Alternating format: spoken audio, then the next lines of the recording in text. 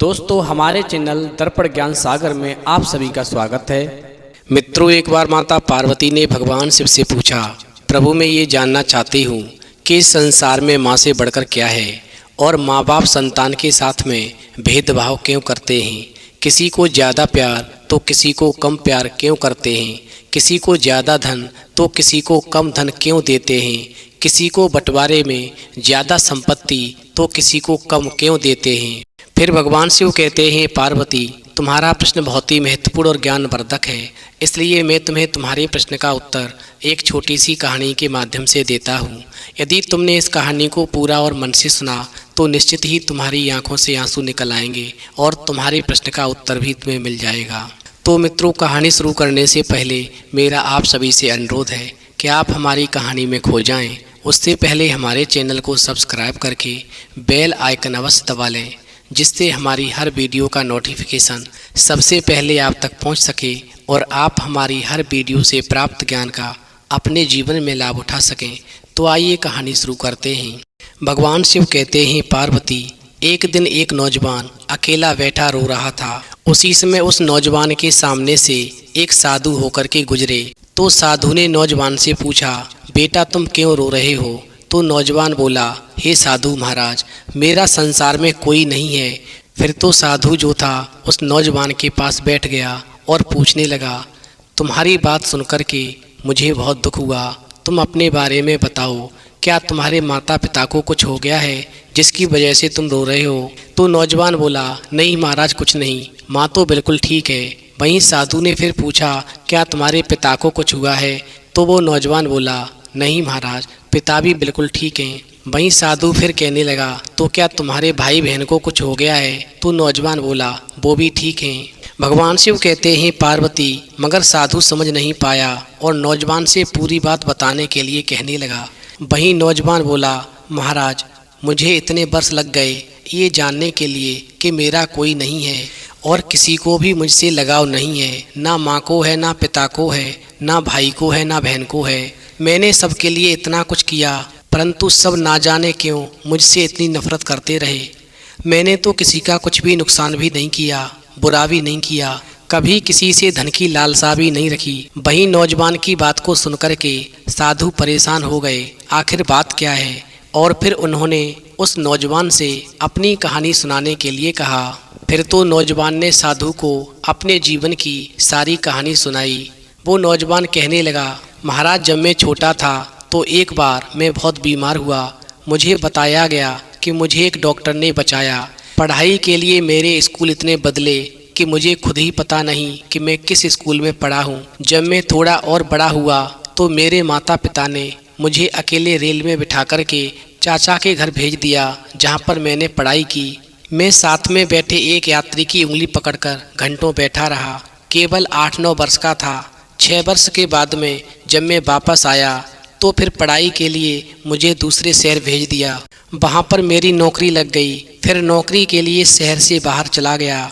वहीं मैं बरसों अकेला रहा और जब भी माता पिता से या भाई बहनों से मिलने के लिए आता तो कोई भी मुझसे सीधे मुंह बात नहीं करता और सभी मेरा अनादर करते थे। समय धीरे धीरे गुजरा। फिर मेरी शादी हो गई तो माता पिता ने मुझे घर से निकाल दिया।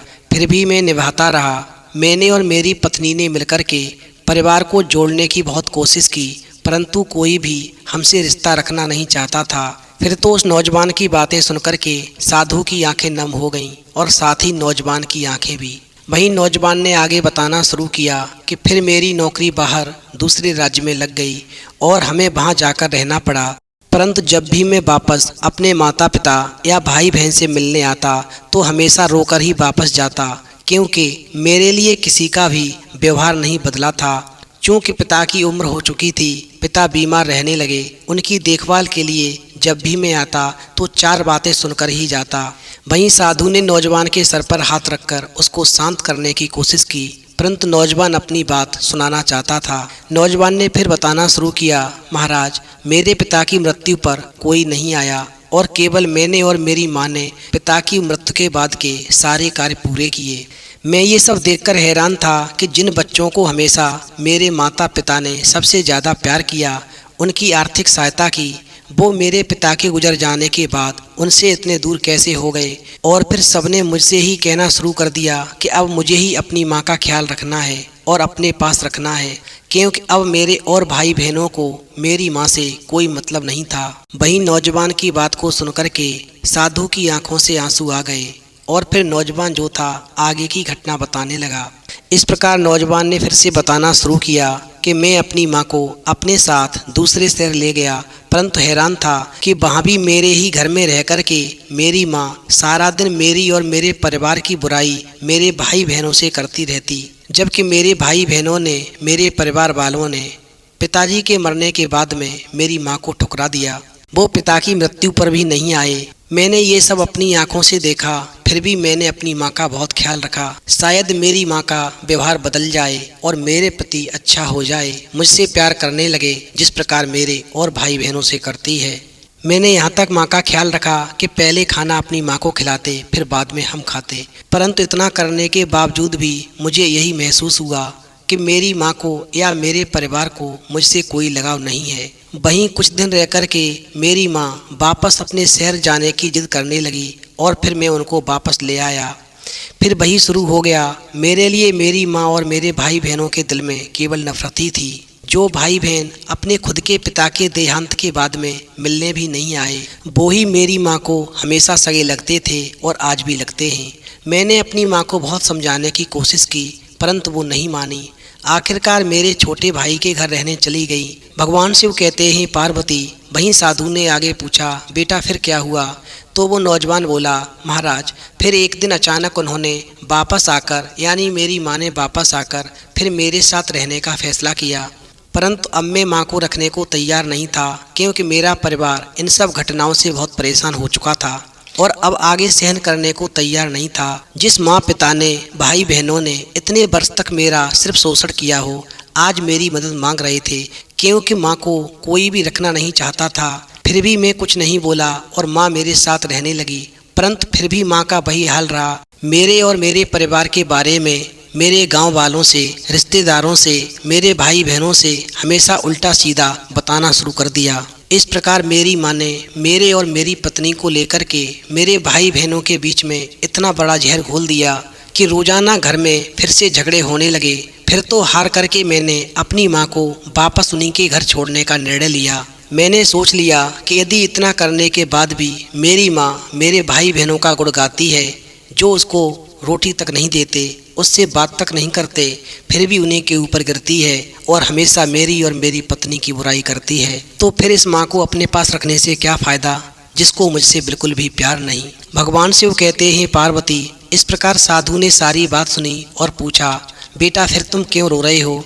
तो नौजवान ने कहा, हे साधु महाराज, मुझे ये समझ नहीं आ रहा कि शिकायत तो मुझे थी, शोषण मेरा हुआ, बुरा भला तो मैंने सुना, जबकि ना मैंने अपने पिता की वसीयत में से कोई धन मांगा, ना मेरे या मेरे परिवार के दिल में कोई लोभ था, फिर भी मैं कैसे सबका बुरा बन गया। आज मेरे पास ना माँ है, ना मेरा कोई सगा अपना भाई बहन है, और लोग कहते हैं मैंने अपनी माँ को छोड़ दिया। मैंने किसको छोड़ दिया? जो खुद मेरी कभी नहीं थी, क्या मैंने उसको छोड़ा है? अरे छोड़ तो माँ ने मुझे दिया, मेरे भाई बहनों ने भी मुझे छोड़ दिया, मेरे परिवार वालों ने भी मुझे छोड़ दिया, मेरे रिश्तेदारों ने भी मुझे छोड़ दिया, क्योंकि माँ ने सबको मुझे लेकर के इतना भड़का दिया था कि घर में अक्सर विवाद होता ही रहता था।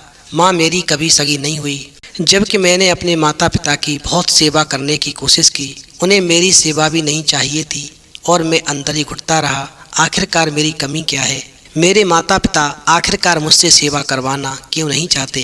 फिर तो उस नौजवान की बात को सुनकर के साधु मुस्कराए और बोले, ए नौजवान, लोग कहते हैं माँ से बढ़कर कुछ नहीं, परंतु आज मैं कहता हूँ कि माँ से बढ़कर है और वो है कर्म।